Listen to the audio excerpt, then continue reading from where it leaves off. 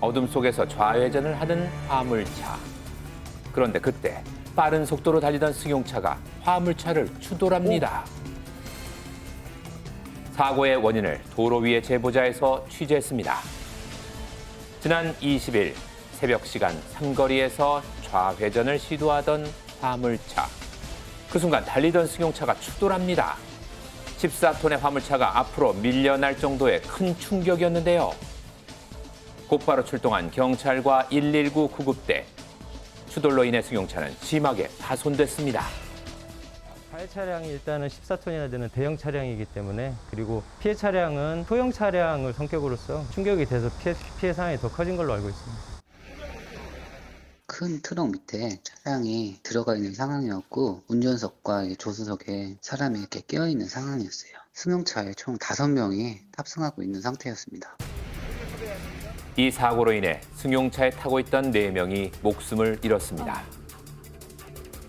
화물차와 승용차의 추돌 사고, 그 원인은 무엇이었을까요? 삼거리에서 좌회전을 시도한 화물차.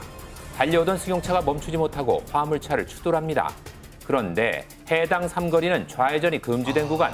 삼거리 인근 상인의 말을 들어봤습니다. 정말 위험하긴 해요.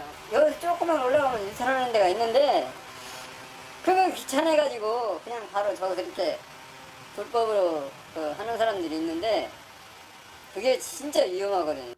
그 전에도 그 부분에서 또 좌회전을 하려고 기다리는 차하고 직진하려고 하는 차하고 해가지고 뒤집어진 적이 있어요. 차가 전복된 적이 있습니다.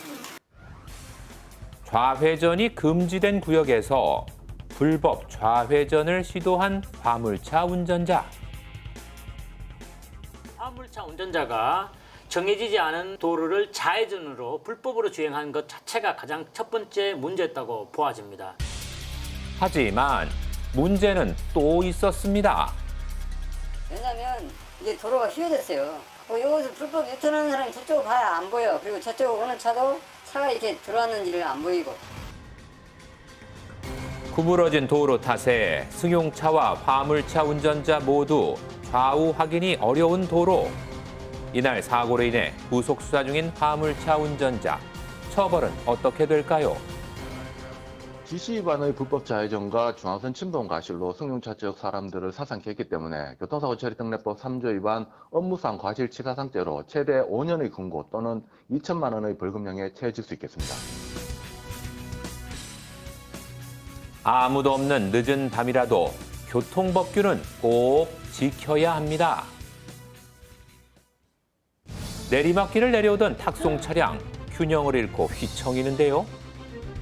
싣고 있던 차량이 추락하는 아찔한 상황. 사고의 원인을 취재했습니다. 휘청이어 돌진하는 탁송 차량. 그대로 앞선 차량을 추돌합니다. 싣고 있던 차량이 추락하며 다른 차량과 보행자를 덮쳤습니다. 카캐리어가 내리막길을 내려오는데 추돌을 해서 그 앞에 있는 세대 차량이 밀리면서 횡단보도를 건너고 있던 보행자를 치고 그 밀린 차량이 반대편에 신호 대기하고 있던 차량들을 추돌한 상황이에요. 빠르던데요. 네, 순식간에 벌어진 대형 사고. 전 뒤엉켰네요, 정말. 총수고 폭파라는 의미에 가까운 그런 소리들이 이렇게 나버렸거든요. 굉장히 놀랐어요. 차량과 보행자들이 엉키며 피해는 더욱 커졌습니다. 현장에서 차량을 탑승하는 큰 트레일러가 여러 차를 박은 채 서 있었고, 그 주변에 도로 위에 사고 당한 보행자들이 여기저기 누워 있거나 앉아 있는 상태였습니다. 커다란 인명피해로 이어진 사고. 현재까지 사망 5명, 부상자가 총 19명이니 나머지는 중경상이라고 하시면 되실 것 같아요. 탁송 차량 운전자는 브레이크가 듣지 않았다고 주장했습니다. 지금 브레이크 부분 파열이 의심된다고 본인이 주장하는데 계속 내리막길에 이 5톤 이상의 과적된 차량이 가다 보면 브레이크 쪽에서 열이 발생이 됩니다. 열이 발생되면서 어느 순간 뜨거운 열로 인해 가지고 브레이크를 밟아도 미끄러지는 현상이 나와요. 이런 페이드 현상이 일어난 거예요. 그런데 경찰 조사로 또 다른 사고 원인이 밝혀졌습니다. 차량 뒷부분이 길이를 늘린 개조된 차량입니다. 본인이 개조를 한 것이 아니라 개조된 차량을 구입을 했다 이렇게 인정을 하고 있고요. 불법 개조로 적재량을 초과한 해당 차량.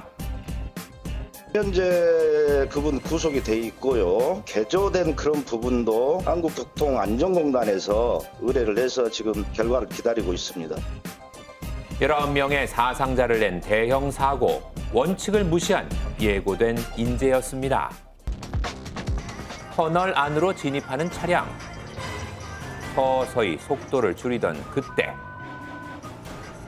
쾅 하는 소리와 함께 충돌이 일어납니다.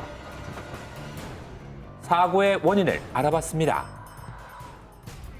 삼낭진 터널 부근을 이동 중인 제보자. 터널이 공사 중이어서 이제 1차선으로만 차들이 달리고 있었어요. 터널 안 공사로 서행 중인 차량들. 제 앞에 있는 1톤 트럭이 이제 정지를 하더라고요. 그래서 저도 멈추게 되었고 이제 제 뒷차도 멈췄는데 그런데 갑자기 뒤에서 전해진 큰 충격.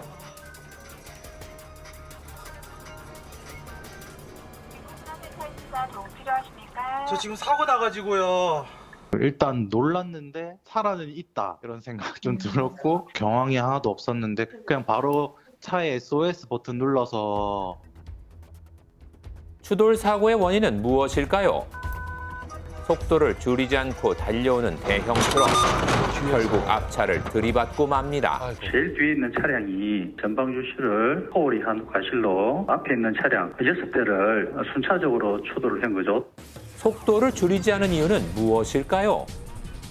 주간에 운전을 하시다가 터널을 만나서 터널 들어가게 되면 잘 보이지 않잖아요. 어두운 공간이 된 거예요. 이때 밝은 곳에 있다가 어두운 공간으로 갔을 때 뭔가 정확하게 보이지 않게끔 약간 어두울 때 적응하는 그 타이밍, 잘 보이지 않는 거, 이런 것들을 암순응이라고 설명드릴 수가 있습니다. 터널 안 7중 추돌 사고. 피해가 우려스러운 상황. 차문도 찌그러지고 이래가지고 제 뒤에 운전하시는 분은 차에서 못 내리고 계셨고요. 다행히 가벼운 부상자만 발생했던 사고. 그렇다면 터널 진입 시 안전운전 요령은 무엇일까요? 터널에 들어갔을 때 시각적으로 적응할 수 있는 시간을 벌기 위해서 2, 3초 정도 적응할 수 있는 시간을 주기 위해서 속도를 좀 더 낮춰서 가라. 이렇게 해서 말씀드릴 수가 있겠습니다. 터널을 주행할 땐 서행과 안전거리를 유지해야 한다는 것 꼭 기억하셔야겠습니다.